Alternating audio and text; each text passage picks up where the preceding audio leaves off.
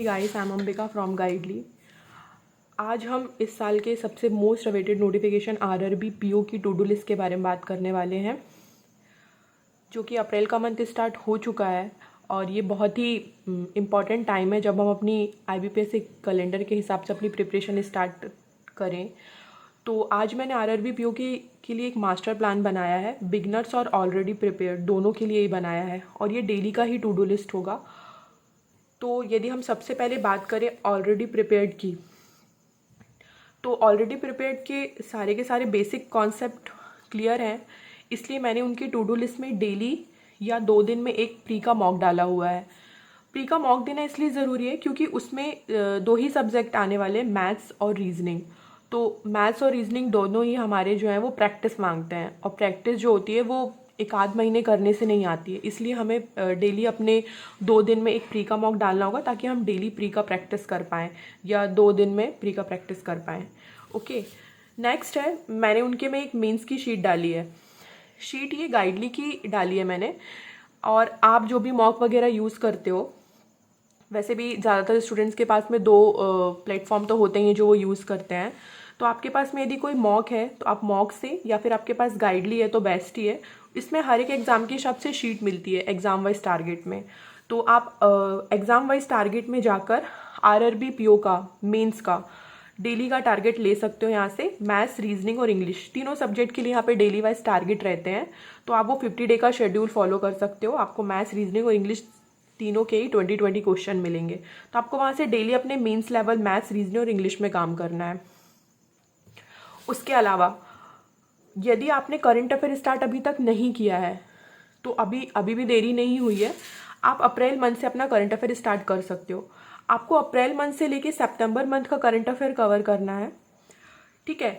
और आप चाहो तो डेली वाला भी कर सकते हो, या वीकली भी कर सकते हो, या मंथली का पीडीएफ भी पढ़ सकते हो। लेकिन मेरी आपको एडवाइस जो है वो वीकली पढ़ने की है कि आप वीकली वाला पीडीएफ को अपने पेजेस डिसाइड करके या फिर टॉपिक डिसाइड करके पढ़ लें कि आपको डेली कितने पेज पढ़ने हैं। या फिर आपको कोई टॉपिक ऐसा है कि हाँ, आज आप नेशनल न्यूज़ पढ़ने वाले हो, कल इंटरनेशनल, देन बैंकिंग अवेयरनेस वगैरह, या फिर आप पेजेस डिसाइड कर सकते हो।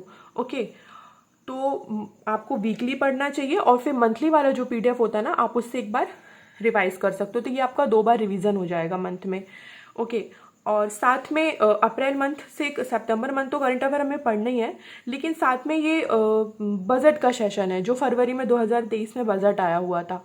तो हमें इस पे थोड़ा सा ध्यान देना पड़ेगा। तो यदि जिन्होंने भी अभी तक करंट अफेयर नहीं पढ़ा है, वो संडे के दिन जब कभी करंट अफेयर नहीं आता है ना, करंट अफेयर का यदि वीडियो नहीं आती है, जो भी करंट अफेयर का, हम उस दिन ब्रेक लिए होते हैं, रिवीजन सेशन रखते हैं संडे के दिन।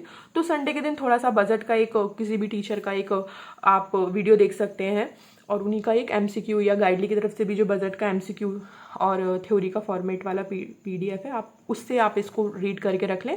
क्योंकि बजट से क्या है, एक बार आप रीड करोगे ना, मतलब इससे 3 से 4 नंबर का क्वेश्चन हर एक एग्जाम में आना फिक्स है, चाहे वो आरआरबी के हो या फिर वो आईबीपीएस हो। तो ये आपका फिक्स रहे कि आपके ये 3-4 नंबर कहीं ना जाए। और इसके साथ ही साथ आपको कंप्यूटर पढ़ना है। तो कंप्यूटर में मैं हमेशा 2 ही पीडीएफ को पढ़ने के लिए बोलती हूँ। एक तो एक थ्योरी वाला फॉर्मेट होता है, एक एमसीक्यू फॉर्मेट होता है। तो आपको थ्योरी वाला फॉर्मेट पहले पढ़ना है, थोड़ा सा बेसिक पढ़ लेना जो कंप्यूटर का है।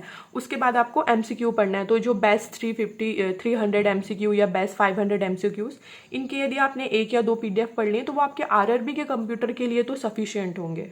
ओके, तो ये जो स्ट्रेटजी है, ये ऑलरेडी प्रिपेयर्ड के लिए मैंने बनाई है। प्री का मॉक, मेंस की शीट, या फिर जो भी आप मॉक यूज़ करते हैं, और करंट अफेयर आपको पढ़ना है, और कंप्यूटर के लिए 2 पीडीएफ मैंने डाले हैं। ये सारी की सारी स्ट्रेटजी बिगनर्स के लिए भी सेम ही रहेगी वैसे, प्री का मॉक, मेंस का मॉक, करंट अफेयर और कंप्यूटर। बट उनके में थोड़ा मैंने ऐड किया हुआ है बेसिक, क्योंकि उन्होंने बेसिक नहीं पढ़े हैं ना, तो उनको अपने बेसिक पे काम करना पड़ेगा। तो आप ये कर सकते हो कि आप अप्रैल का मंथ है ना, अपना मेंस का शीट रोक के, ये वाला शीट रोक के पहले इस पे काम कर लीजिएगा आप। क्योंकि आप यदि बेसिक पे काम नहीं करोगे तो ये मेंस का शीट आपसे नहीं होगा अच्छे से, या फिर आपसे बनेगा नहीं, तो आपको डिमोटिवेशन फील हो जाएगा।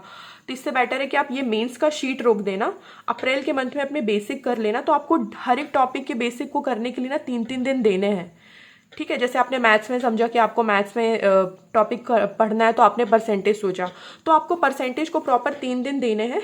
पहले शुरू दिन आपको वीडियो कंटेंट देखना है, वीडियो लाइक प्री से लेके मेंस लेवल तक का जिस भी टीचर ने आपको पढ़ाया है, या फिर आप मीनाक्षी मैम को देखते हो तो मैम का जो भी सेशन होगा जिसमें उन्होंने प्री से मेंस लेवल कवर किया होगा परसेंटेज का, आपको पहले दिन ये वीडियो देखना है। देन सेकेंड डे आपको प्री लेवल परसेंटेज की जितनी भी क्विजेस गाइडली में है या फिर आप जिस भी प्लेटफॉर्म से पढ़ते हो वहाँ पे जो प्री लेवल परसेंटेज की जितनी भी क्विजेस होंगी ना, आपको वो देना है। और तीसरे दिन आपको जाना है और मेंस लेवल परसेंटेज की जो भी क्विज है गाइडली में या फिर अदर जो भी प्लेटफॉर्म हम यूज़ करते हो, तो वहाँ पे मेंस लेवल की परसेंटेज की सारी क्विजेस या जितने भी क्वेश्चन है वो आपको लगाने हैं। ऐसे करके क्या होगा, वीडियो प्री और मेंस का सारा जब आप इकट्ठा करोगे ना, तो आप परसेंटेज के 100+ क्वेश्चन की खुद ही प्रैक्टिस कर लोगे, वो भी अलग अलग टाइप के। तो अभी आपका उस टॉपिक पे कॉन्फिडेंस अलग ही होगा क्योंकि आपने 100 से ज़्यादा क्वेश्चन अलग अलग टाइप के कर लिए, वो भी प्री और मीन्स को मिला के।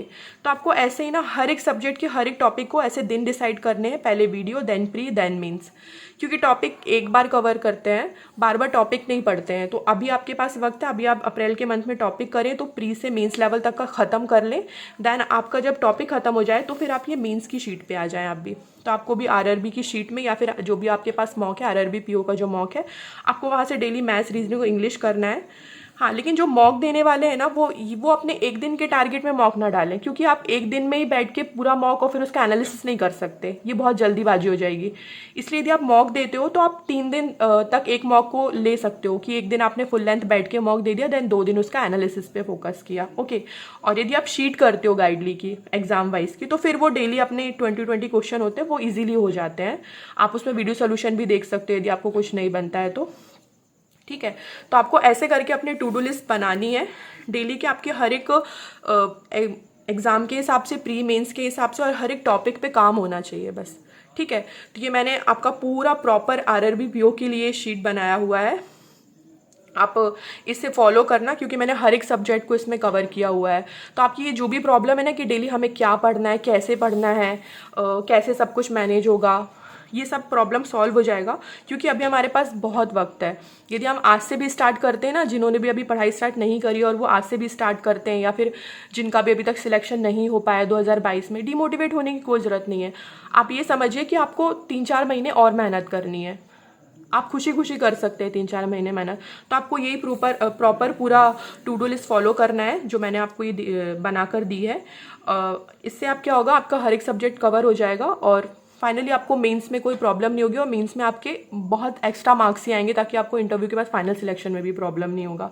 ओके, क्योंकि आप अभी से ही मेंस पे भी काम कर रहे हो। Thank you so much.